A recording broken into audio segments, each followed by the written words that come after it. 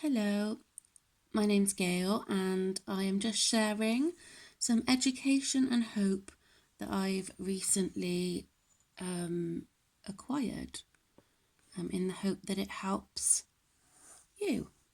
So, I was listening to Julie Mary Kramer talk about partnering with compassionate spirits. She is a shamanic practitioner, a teacher and a teacher of teachers, and she calls the path of training that she offers the ennobling of the heart. Ennobling of the heart? Maybe that's what it is. So, the entryway onto the path is learning how to partner with compassionate spirits using natural trance states. Check out her work at juliemkramer.com if you want to learn more. Don't know whether her name is Julie Kramer or Julie Kramer. I'm going to call her Kramer. So she goes on to say, this form of healing, spiritual healing, it's unregulated. It's considered to be quite esoteric, or quite alternative. I have to look up what that word means. Ultimately, her dream for shamanic healing or spiritual healing is to be held up alongside other forms of healing that we consider to be normal, that we consider to be conventional. She realises now that is maybe not the time, but in the fullness of time, her hope is that spiritual healing will be included among the different healing models that we turn to address our well-being. And so her work is a very small way of hopefully contributing to moving that vision forward. She goes on to say, let's consider the Western medical model of illness. Often what we're seeking when we turn to Western medicine is casualty. We're seeking an explanation for why we are sick. We're searching for causality, We're seeking an explanation for why we are sick. And generally we think about things like environmental factors, we think of genetic factors, we think of things like infection. So in other words, different causes of illness. So from a shamanic point of view, there's another factor that's considered, which is the possibility of there being a spiritual imbalance or even a spiritual illness that can be diagnosed by compassionate helping spirits and can also be addressed in partnership with compassionate helping spirits, remedied in partnership with a shamanic practitioner. I mean, when I'm reading this, I'm very sceptical, but, I'm open-minded, so let's continue. So from a shamanic point of view, we are spiritual beings who happen to have these bodies at this time. So we're just inhabiting our bodies at the moment. That's what we are, but we're actually spiritual. So her way of healing is not a substitute for Western medicine or a replacement, but rather it's complementary. And when she uses the word shamanic, she's not referring to any specific cultural context, lineage, or geographic location. She became introduced to shamanism by way of an introductory workshop that she took in the year 2000 at Hollyhock on Courts Island in British Columbia. She didn't know anything about shamanism, and she'd never even heard of the word before. I'm struggling to even pronounce it.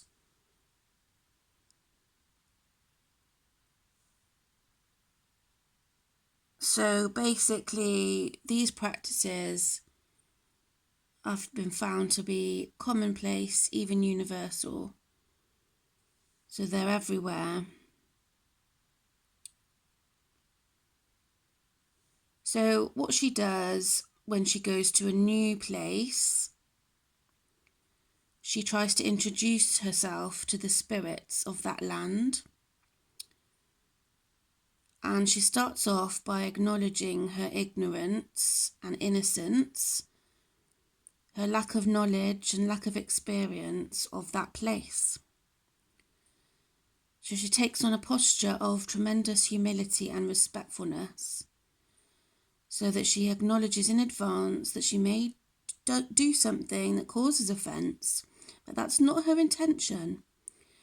She just tries to announce that she's here for a purpose. And in considering the different cultural lineages that are still alive, thriving, shamanic lineages, her posture is similar, one of respectfulness and honouring. There's a quality of innocence. It's about humbly acknowledging and apologising in advance. And then hopefully she can communicate with the spirits of that land and be guided by them, which is quite handy if you're travelling to unknown places. Better than using a tourist information sort of place, isn't it? Use the spirits of the land. It's quite a novel idea. So the context is that research has shown that shamanism existed on every continent. Many people feel that shamanism, earth-based spiritual practices, if you will, were the original form of spirituality. All of our ancestors practiced these forms of healing.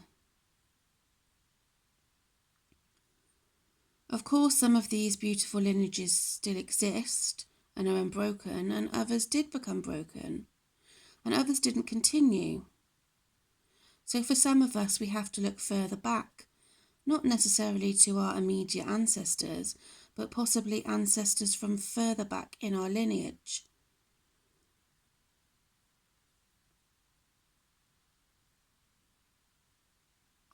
There's a great deal of variability there, from one family to the next, one community to the next, one lineage to the next. And that context is important because the helping spirit that you are referring to is a helping spirit that she's worked with very early on, soon after she learned how to journey in the year 2000. She is a member of a biological lineage, so the spirit that this lady uses is an ancestor of hers. And this is where it gets a bit complicated. She explains that she was her own ancestor in that lifetime, and so in another lifetime, I was her. So basically, she's saying that she's connected to herself in a different sort of time zone.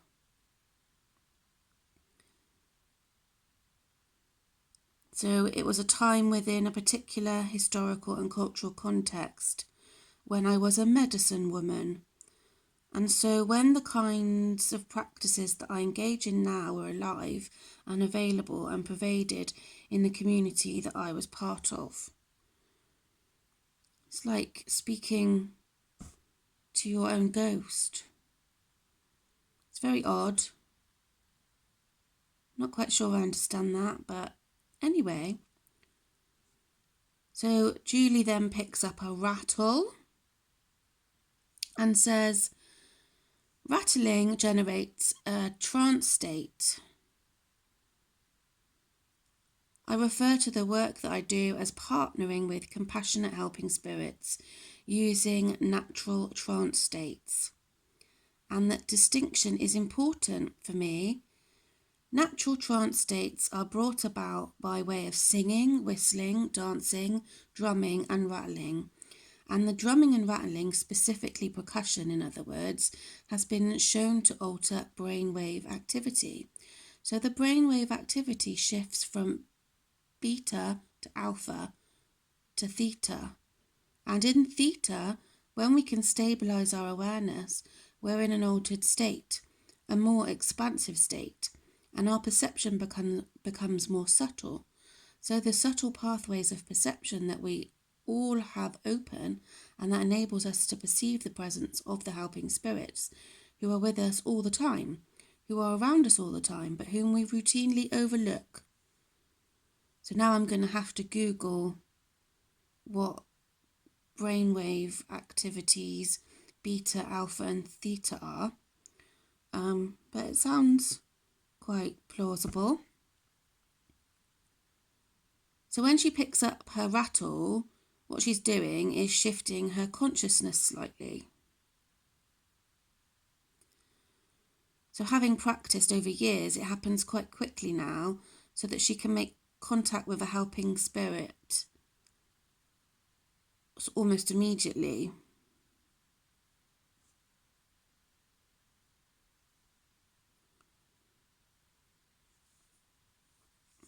And she goes on to say about, is there bad spirits or good spirits? Are they all helpful? And she goes on to say, people often seem to fall into one of two camps. One camp being that everything arises out of goodness, out of benevolence, out of purity. And then certain people, let's say, get a little off track, get a little off course, and hence perhaps malevolence forms or develops, and harm can come of that, certainly. A different camp might be of the mind that there are two different sources of origination, that there's origination that's benevolent and there's origination that's actually malevolent. Now and again, there could be many other theories, but just to consider these two, because in general, I find, at least in my experience with my own students, people seem to fall into one camp or the other. So I fall into the camp of everything originates from source, and that source is a light source. In other words, it's a benevolent source. And yes, there are spirits that have forgotten their divinity, they've forgotten their purity, they've forgotten their goodness, and can easily be perceived as malevolent. Now, do you think they're malevolent through and through, at the core of their being? Personally, I do not. However, I think that's a completely valid perspective, and I'm not trying to dissuade anyone from holding that perspective, but my perspective is that yes, we do, in the course of our work, as shamanic healers, encounter spirits who seem to be ill-intentioned, and in my experience, they have forgotten who they are. They too are, if you will, children of the light. Forming relationships with beings who are of the light, beings who are beings of high consciousness, whose guidance is loving and kind and compassionate, who hold us with love and tenderness and care. In other words, vetting the helping spirits. I think people don't necessarily consider that helping spirits can have different levels of maturity. They can have different levels of consciousness. They too are on an evolutionary trajectory just like we are. And so for me, my aspiration is always to partner with helping spirits, with the highest vibration, if you will, and that in and of itself serves as a form of protection. So with practice, I'm guessing, she manages to vet the spirits.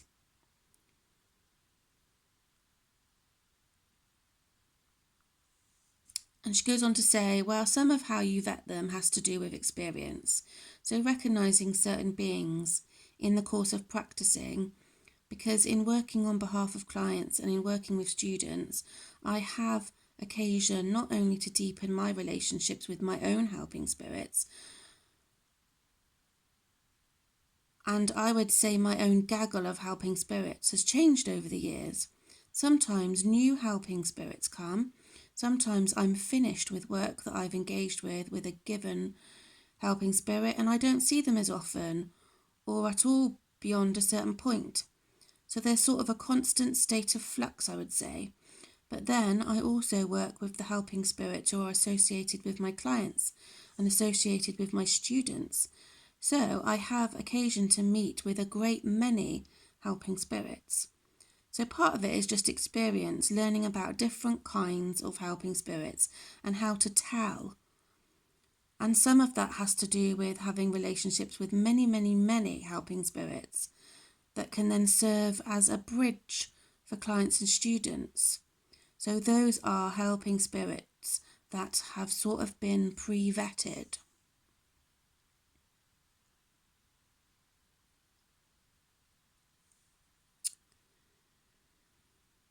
And then she goes on to talk about the fact that she definitely isn't interested in these spiritual experiences that are caused by using psychedelics.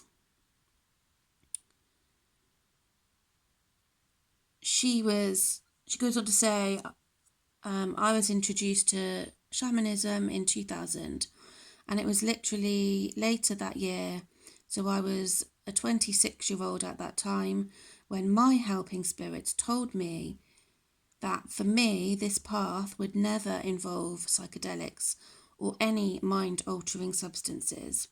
And that was an interesting bit of guidance for me to receive, because although I had some experience from recreational perspective or of a recreational nature prior to that time, I had been introduced to shamanism through drumming, singing, whistling, dancing and rattling. But of course I knew that there were practitioners who practice using medicine, and that of course can consist of different substances. And my helping spirits were so clear, so very early on, in telling me that that would not be my path, and that my path was going to be one of demonstrating and embodying the efficiency, I can't say that word, of natural trance states, and standing for that, which is what I've done all this time. So it looks like the spirits definitely wanted to encourage her to promote them without using drugs. Because she's trying to increase their validity and their reliability and their credibility, I suppose. So it's like quite difficult to kind of prove that she's not making all this up. So she goes on to say,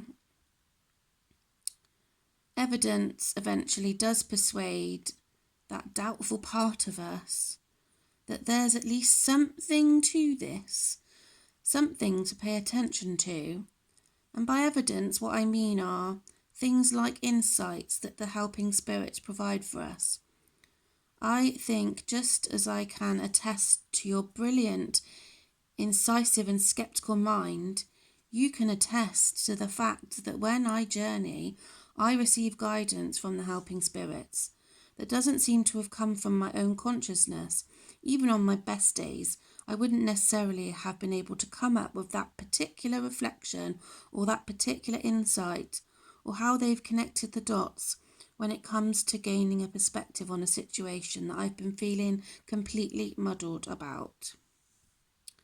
You can no longer persevere the posture of skepticism. I think at first that's healthy and appropriate. And what I always say to my students is, I can't persuade you to drop that, nor would it be appropriate for me to do so. That's not my job. My job is to provide you with experiences, to facilitate experiences for you, to give you direct experiences of the unseen world. That's the only way that you're going to become convinced of the veracity of the guidance and of the clarity of the guidance. For me, it was important to establish a relationship that was predicted upon me being an adult. In other words, not infantizing myself and parentifying the helping spirits.